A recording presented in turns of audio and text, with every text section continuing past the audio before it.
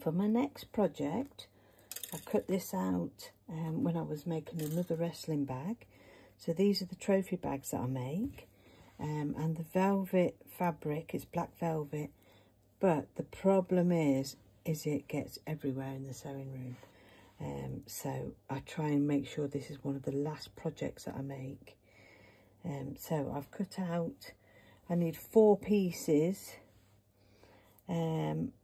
The bag sizes are 33 centimetres by 55 centimetres. Sometimes they're, you know, so that's approximate. So I have got, what I'll do then is I'll just video pieces as I sew them. That's the best thing to do.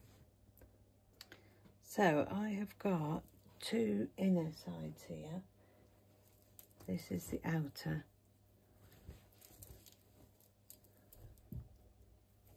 That's going to be the outside, and that's going to be the inside.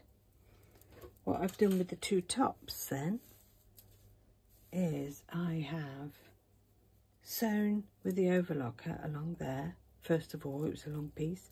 Then I folded it in half. So I've got a tube. Put my finger in there. And this is my string. And the string is going to go in through there. So I have 2 of these and 4 pieces of the black velvet. 4 pieces of these.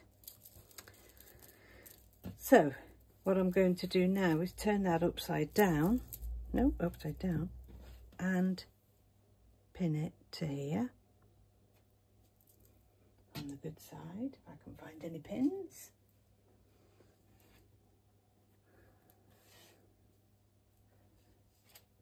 Pin it. So this is going to be the outside, that's the outside, and it's pinned there. It's a bit hard to see because of the collar, and that's going to be sitting at the top. So because I've done so many of these, I'm quite confident to get on the machine. Actually, I'm going to do it on the overlocker with the lining piece. If I can get the velvet to stop rolling away, with the lining piece across there. I'm going to take that pin out, wherever it is, and put it through both pieces of fabric.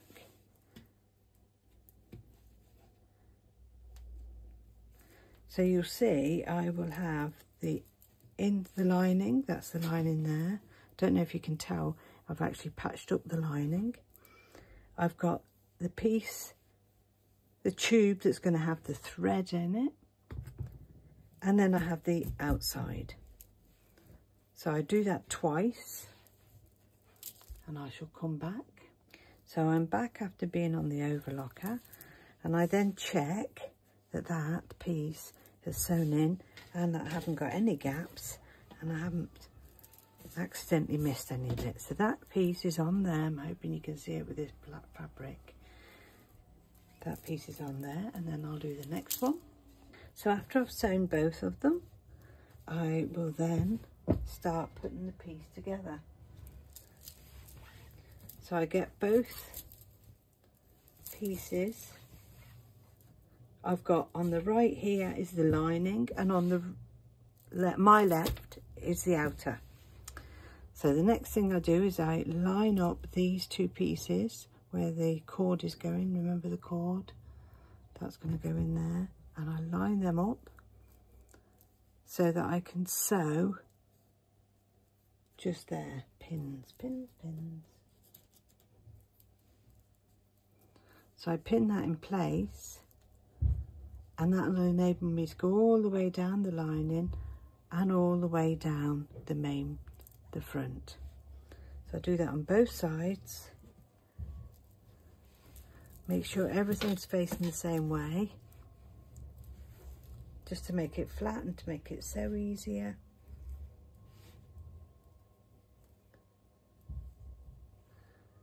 Get them 2 pieces together. Sometimes it can be a bit tight there.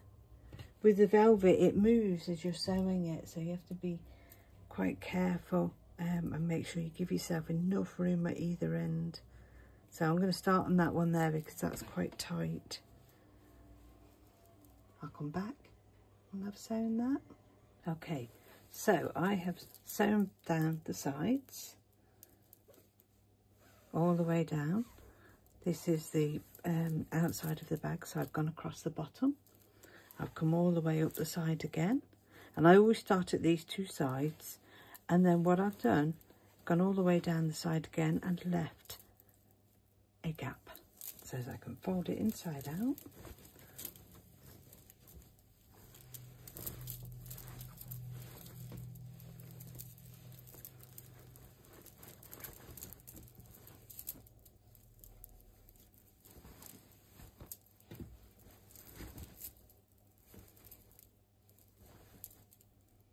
It's hard to see it in this light.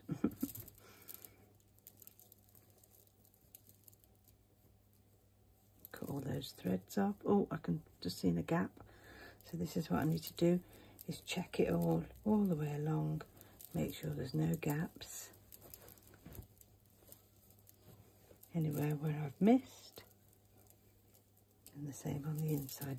But basically, there is the wrestling bag,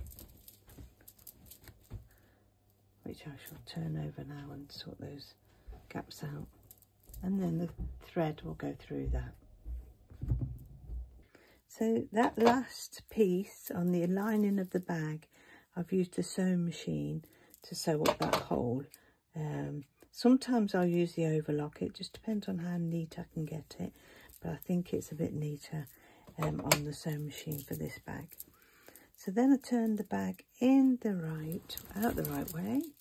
Just move the sewing machine over. Give that a shake, get it down to the points. Point those. Just do this from the finger, don't need any tools to do this because it's such a big, and it's so soft, the velvet is. So there we go, a lovely rectangle bag.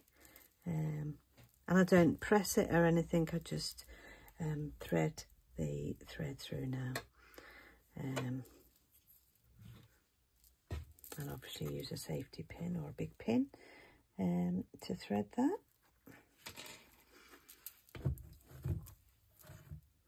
I'm very aware of the length of these strings for the bag, because obviously we don't want anybody hurting themselves with it, so it's usually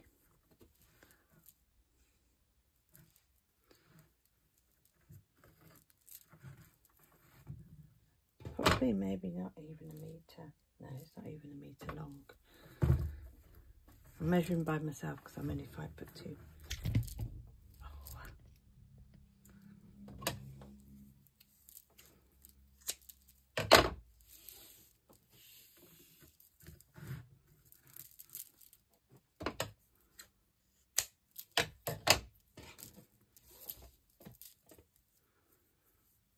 So I just go along the side there like that.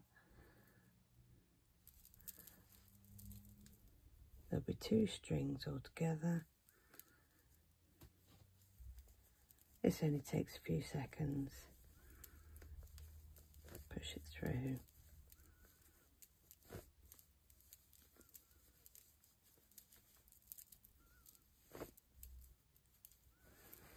And then the other side.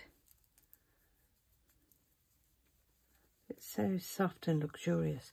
So this will be used for, I didn't explain what wrestling bags are used for. They're used for the belts, similar to a trophy bag.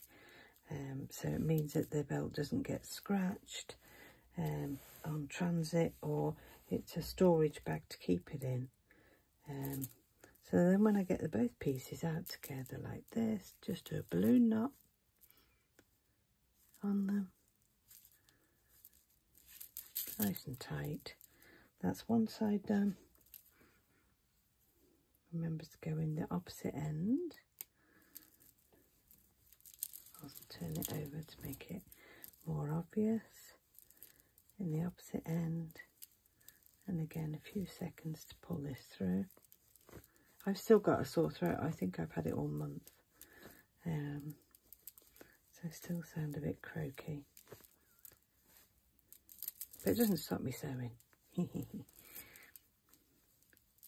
It's Bank Holiday Monday, and what time is it? 4:30 in the afternoon. I normally get to sew at the weekend because I work all week, so any sewing that I do at the weekend is either an emergency, an order that I've got to get done quickly, or hand sewing. I like to do the slow stitching as you've seen on the other videos. So again, another balloon knot. And there we have a wrestling bag.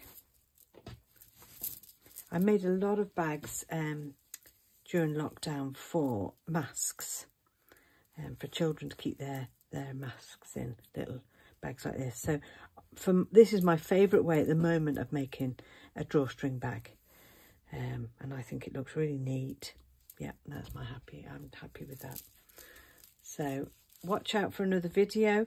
Don't forget to subscribe. I didn't even know that you could press a little ding bell and you'll get all the notifications until one of my family members showed me. So have a nice Easter bank holiday, and I'll talk to you again soon.